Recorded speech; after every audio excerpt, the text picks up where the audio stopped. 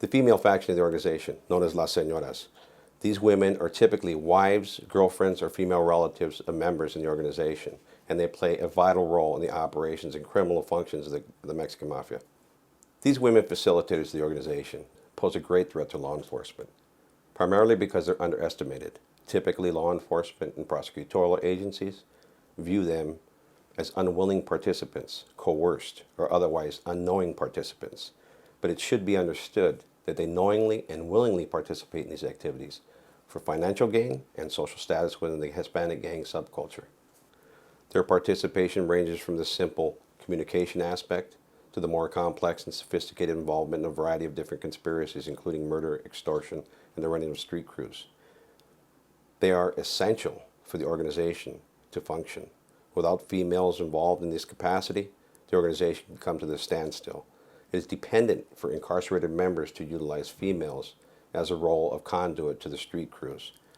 Without females serving in this capacity, incarcerated members could not run their crews. That's why you marry women to run them, basically. You're essentially utilizing this individual as a mule, and that's what they're commonly called, mules. They carry things back and forth. And this is derogatory, I understand that for the viewer, but this is a phrase, we use runner as well. She becomes a runner.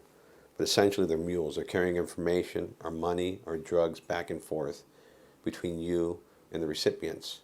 And this is a common practice. One thing about the organization, it is dependent on communication. Without communication, an individual member could not run his criminal enterprise. These individuals, known as facilitators to the law enforcement community, willingly participate in a variety and host of different crimes. The husband will involve them in collecting monies, in investing monies, in small communications. If not overtly, then with the understanding that what they're doing is illicit. Maybe not participating in murders, but the collection of monies, in the relaying of messages, in the acting as mail drops, in a variety of different subtler fashions to a lesser degree. But all wives participate for their husbands and facilitate their husbands in some manner. There are two reasons that MF facilitators participate in these activities. Number one, it enhances their social status in the Hispanic gang subculture immediately. To be recognized as an individual associated with the Mexican Mafia immediately enhances their stature to the gang world. And number two, is a means of status mobility for these individuals. They gain money, political status, and power in the gang substructure. These women are dispensable. They're disposable. And we understand this. They line up to meet us, much as groupies do. If Susie Q decides to hook up with John Doe and leave you in the dust, there's another woman at the snap of fingers taking place. He could be a brute, ugly man, and he will have a woman visiting him. Oftentimes, these women are homely. The Mexican Mafia members select women who are not attractive, have low self-esteem, who lack higher education, because this is all they can be in their life. They can be nothing but, and I hate to use this phrase, a hood rat. They seek them out, and these women seek out Mexican Mafia members. Now that the Mexican Mafia members made it to the mainstream Hispanic gang subculture, everybody understands to associate with a Mexican Mafia member is immediate financial gain and social elevation.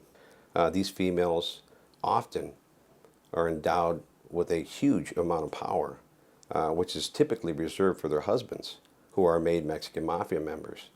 Oftentimes, they abuse this power, and it is known to their husbands, but the crew is helpless and rendered under their direction as they are de facto leaders of this crew. Secondly, these females are known to utilize the symbol of the Mexican Mafia, including the black hand, which is traditionally reserved only for members. This, in the eyes of the Mexican Mafia, is sacrilegious, but it is a contemporary practice which has become accepted to the organization. I utilized females as key facilitators in my organization. I ran a vast crew throughout Southern California that had an extensive reach beyond my organizational territory, which was Artesia. I utilized this female for key communications. not only with my crew, but to effectuate my extortion and protection rackets. This female would have the autonomy to make decisions in the organization, within my crew, and had the latitude to call hits if necessary. This is how much these females are trusted. This is how much power that they wield. This is the breadth of their involvement. Oftentimes people view females or women, the facilitators, the Senoras, as just women. And this is the weakness of law enforcement, I believe, because they are viewed as only women. But they are key participants in the Mexican Mafia's criminal organization. This is the most important factor in viewing women as participants. These are willing conspirators in the enhancement of Mexican Mafia activities.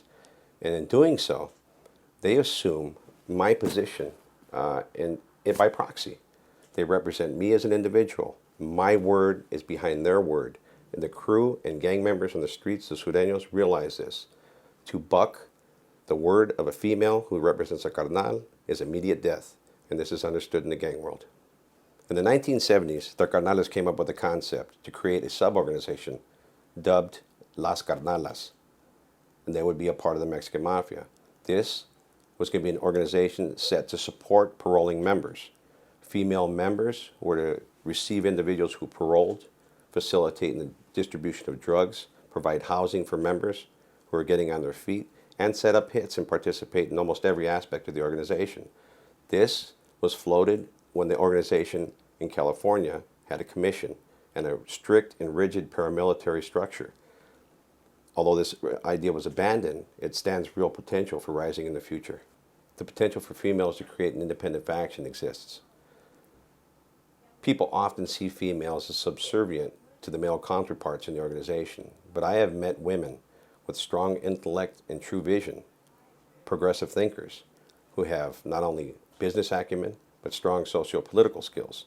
Within a group of Sureñas or Señoras, it wouldn't be much to bring together a group of women who had a strong business focus and who could start a subset or a part of the organization which was independent and autonomous from the Mexican Mafia.